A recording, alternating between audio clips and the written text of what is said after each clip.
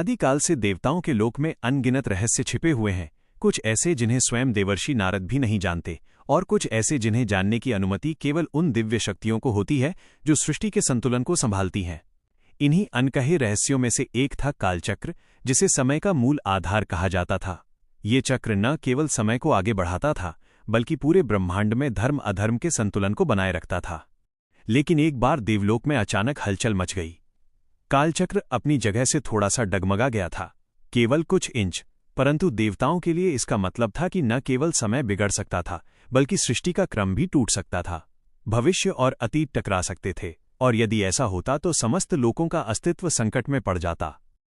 देवताओं ने तुरंत एकत्र होकर विचार किया कि इस कार्य हेतु किसे भेजा जाए। तब ब्रह्मा जी ने कहा, इस कार्य के लिए केवल एक ही शक्तिशाली, बुद्धिमान और शांतचित्त देव उपयुक्त हैं, भगवान गणेश। सबने सहमति दी। तभी कैलाश पर्वत पर शिव और पार्वती के समीप गणेश जी विघ्नहर्ता भाव से बैठे हुए विभिन्न यज्ञों से उठते अनुष्ठानिक ध्वनि संगीत का आनंद ले रहे थे। तभी नंदी वहां पहुंचे और विनम्र होकर बोले, प्रभु, देवलोक से त्वरित संदेश आया है, आपको तुरंत बुलाया गया है। गणेश जी मुस्कुराए और अपने माता पिता का आशीर्वाद लेकर देवसभा की ओर प्रस्थान किया। देवसभा में उपस्थित सभी देव, ऋषि और नक्षत्रों के प्रतिनिधि अत्यंत चिंतित थे। जब गणेश जी वहां पहुंचे तो सभी खड़े होकर उनका स्वागत करने लगे। इंद्र बोले, गणेश जी, कालचक्र में विक्षोभ उत्पन्न हो गया है। गणेश जी, कैसा विक्षोभ? विष्णु बोले, कालचक्र के भीतर एक अदृश्य शक्ति समय के प्रवाह को उलटने की कोशिश कर रही है। यदि वो सफल हो गई तो सृष्टि में जन्म मृत्यु का क्रम बिगड़ जाएगा। गणेश जी गंभीर हो गए, यह किसकी करतूत हो सकती है? देवर्षि नारद आगे आए, मुझे संदेह है कि असुरराज कालकेतु इस प्रयास के पीछे हो सकता है। उसे भविष्य बदलने की दीवानगी है। वो चाहता है कि एक ऐसा काल बने जिसमें असुरों का शासन हो।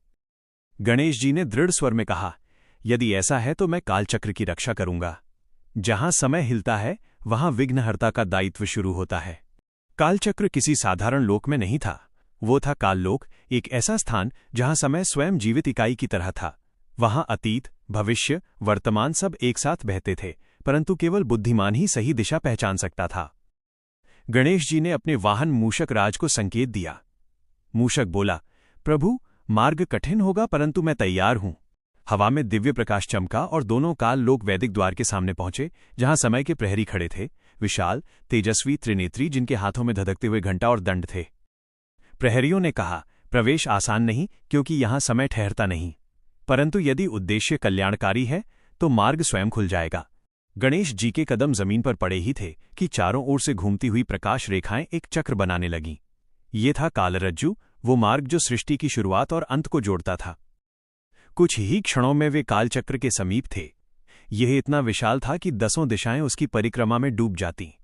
इसके भीतर अनगिनत लोकों के दृश्य दिखाई देते। किसी में बालक जन्म ले रहा है, कहीं वृद्ध मृत्यु को प्राप्त हो रहा है, कहीं कोई युद्ध चल रहा है, कहीं ऋषि ध्यान कर रहा है।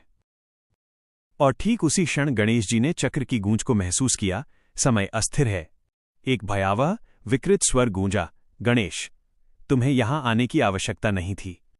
सामने विशालकाय, भयंकर आकृति वाला असुरराज कालकेतु प्रकट हुआ। उसकी आंखों में जलती हुई लाल लपटें थीं और हाथ में एक काला त्रिशूल, जिसने काल ऊर्जा को सोखने की क्षमता थी। गणेश जी शांत थे। कालकेतु, तुम समय से खेलने का दुस्साहस क्यों कर रहे हो? कालकेतु हंसा, समय जिसे मैं नियंत्रित कर लूंगा वो संसार मेरा हो जाएगा। देवता तो केवल युगों तक देखते हैं, परंतु मैं खुद युगों को बदल दूंगा। और ठीक उसी क्षण गणेश जी ने चक्र की गूंज को महसूस किया। समय अस्थिर है। एक भयावह, विकृत स्वर गूंजा, गणेश, तुम्हें यहां आने की आवश्यकता नहीं थी। सामने विशालकाय, भयंकर आकृति वाला असुरराज कालकेतु प्रकट हुआ। उसकी आंखों में जलती हुई लाल लपटें थीं और हाथ में एक काला त्रिशूल, जिसने काल ऊर्जा को सोखने की क्षमता थी। गणेश जी शांत थे। कालकेतु, तुम समय से खेलने का दुस्साहस क्यों कर रहे हो? कालकेतु हंसा, समय जिसे मैं नियंत्रित कर लूंगा वो संसार मेरा हो जाएगा। देवता तो केवल युगों तक देखते हैं, परंतु मैं खुद युगों को बदल दूंगा। गणेश जी बोले, तुम्हारी इच्छा अधर्म को जन्म देगी, सृष्टि का संतुलन बिगड़ जाएगा। कालकेतु, मुझे संतुलन से क्या? मैं वो काल बनाना चाहता हूं जहां असुरों का राज्य होगा, देवता दास होंगे और मनुष्य केवल मेरे आदेश पर जिएंगे। गणेश जी जानते थे कि कालकेतु को पराजित करना आसान नहीं। उसकी शक्ति का स्रोत कालचक्र के भीतर मौजूद वो भविष्य शक्ति थी जिसे उसने चुराया था।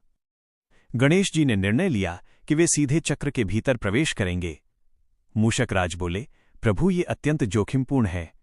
गणेश जी मुस्कुराए। मूषक, जहां जोखिम होता है वहीं तो विघ्नहर्ता की आवश्यकता होती है। वे चक्र के भीतर पहुंचे।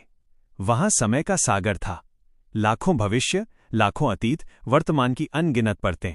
अचानक एक चमक दिखी। वहां कालकेतु अपनी शक्ति को बढ़ाने की कोशिश कर रहा था। गणेश जी ने कहा, ये शक्ति तुम्हारी नहीं है, इसे लौटाओ। कालकेतु चिल्लाया, तुम मुझे रोक नहीं सकते। और फिर एक भीषण युद्ध शुरू हुआ। समय की लहरें टकरा रही थीं। भूत भविष्य एक दूसरे को धक्का दे रहे थे। कभी कुछ वर्षों का समय आगे भागता, फिर अचानक उल्टा। परंतु गणेश जी स्थिर थे। शिवजी का वरदान, उनकी बुद्धि, उनका धैर्य, यही उनकी शक्ति थी। उन्होंने चक्र के केंद्र को छुआ और मंत्र बोला, वक्रतुंड महाकाय सूर्यकोटि संप्रभ, निर्विघ्नं कुरु मे देव सर्वकार्येषु सर्वदा। मंत्र की ध्वनि ने समय को स्थिर कर दिया। कालकेतु की शक्ति कमजोर होने लगी। चक्र की लहरों ने कालकेतु को घेरना शुरू किया। वो चीखने लगा, नहीं, मैं समय को नियंत्रित करना चाहता हूं, मुझे रोक नहीं सकते। गणेश जी ने कहा, जो समय को बांधने की कोशिश करता है समय उसे निगल लेता है। समय की लहरें एक बवंडर में बदल गईं और कालकेतु को अपने भीतर समा गईं। उसका अस्तित्व समाप्त हो गया। चक्र फिर से स्वर्णिम प्रकाश से चमक उठा। संस्कृत श्लोकों की अनुगूंज फैलने लगी। समय सामान्य हुआ। चक्र ने गणेश जी को प्रणाम किया और कहा, प्रभु, आपने सृष्टि को विनाश से बचा लिया। हर युग में आपकी बुद्धि और शांति ही संतुलन को स्थिर रखती है। गणेश जी बोले, समय का कर्तव्य चलना है और मेरा कर्तव्य है उस मार्ग को निर्मल रखना। चक्र ने वरदान दिया, जो भी इस कथा को श्रद्धा से सुनेगा या पढ़ेगा उसके जीवन में विघ्न दूर होंगे और समय उसके अनुकूल होगा। गणेश जी काल लोक से लौटे तो देवताओं ने विजय ध्वनि से उनका स्वागत किया। अमरावती में एक दिव्य उत्सव मनाया गया। ऋषियों ने कहा, कालचक्र यदि स्थिर है तो उसका श्रेय गणेश जी की बुद्धि और करुणा को जाता है। शिव पार्वती ने अपनी बाहों में उन्हें भर लिया। पार्वती बोली, तुम्हारी वजह से संसार सुरक्षित है पुत्र। और इसी प्रकार विघ्नहर्ता गणेश ने न केवल असुर को पराजित किया बल्कि कालचक्र को भी स्थिर कर सृष्टि को विनाश से बचाया। कथा का संदेश, समय कभी रुकता नहीं। जो समय को समझता है वही जीवन को समझता है, और जो अहंकार में समय को बदलने की कोशिश करता है वो स्वयं नष्ट हो जाता है। गणेश जी सिखाते हैं कि धैर्य ही सबसे बड़ी शक्ति है। बुद्धि से बड़े बड़े संकट हल हो जाते हैं, और जो अपने कर्तव्य पर स्थिर रहता है समय स्वयं उसका साथ देता है।